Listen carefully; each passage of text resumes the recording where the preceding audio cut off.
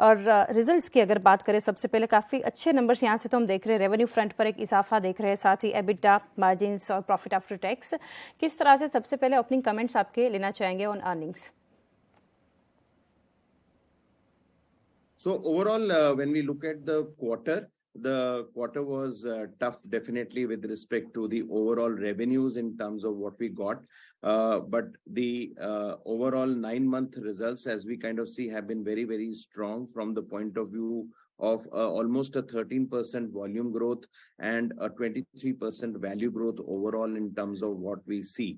There has been a very strong improvement from the point of view of overall gross margins and the PBDIT margins. The gross margins have gone up sequentially, almost about by 3.1% quarter on quarter, and on a yearly basis at about 1.8%. So we think it's a very strong improvement in terms of overall gross margins. Even if in terms of PBDIT margins, the improvement is sequentially about 4.8%, closer to about 20% now, and year on year by about 0.2% to that extent. So very strong numbers with respect to the margins to that extent.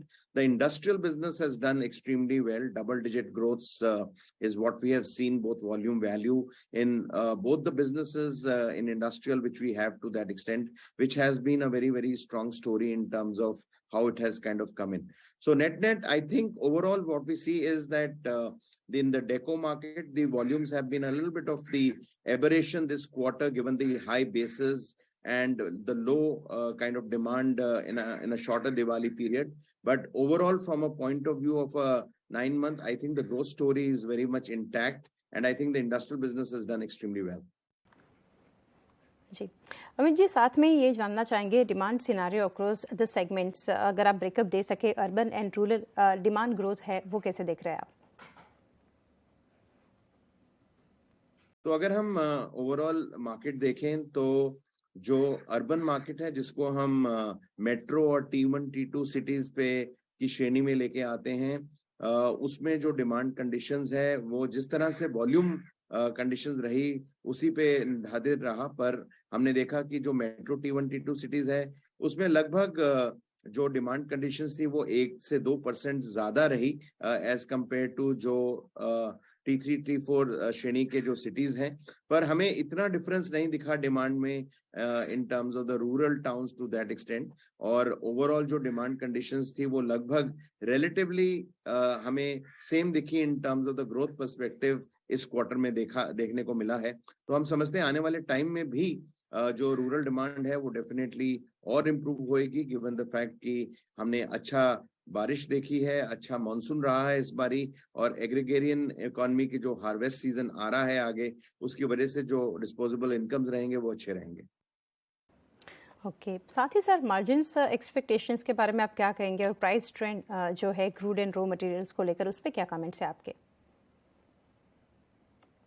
तो overall जो हमारा margins इस quarter में काफी improvement रही। Gross margins में, पीबीटीआई margins में भी अच्छा इंप्रूवमेंट रहा।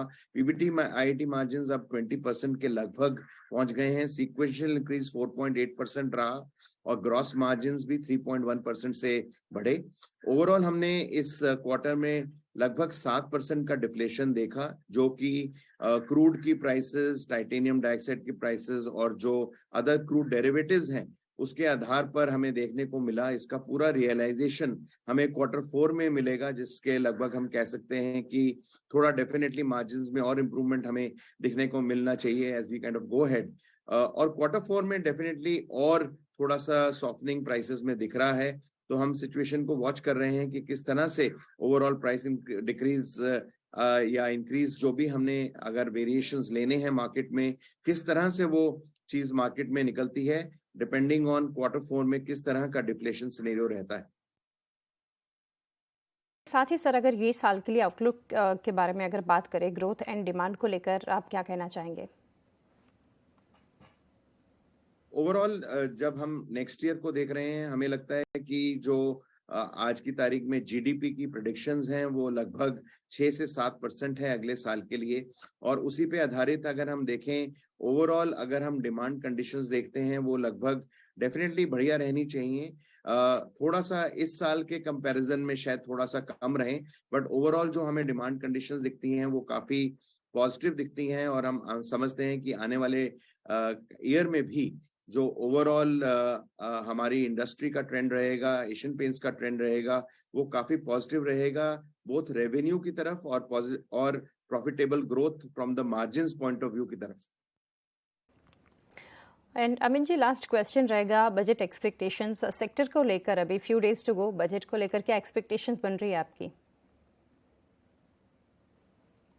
आज की तारीख में हम देख रहे हैं कि गवर्नमेंट का काफी एक स्ट्रांग और पॉजिटिव ओरिएंटेशन है इंडस्ट्री की तरफ, और हम यही सोच रहे हैं आगे वाले टाइम में आने के लिए कि गवर्नमेंट के जो ओवरऑल पीएलआई बेनिफिट्स हैं मैन्युफैक्चरिंग सेक्टर के लिए, या जो टैक्स बेनिफिट्स हैं मैन्युफैक्चरिंग सेक्टर के लिए, वो आई थिंक लगातार रहने चाहिए, ताकि जो मैन्युफैक्चरिंग सेक्टर को और प्रोत्साहन मिले और आगे बढ़ सके।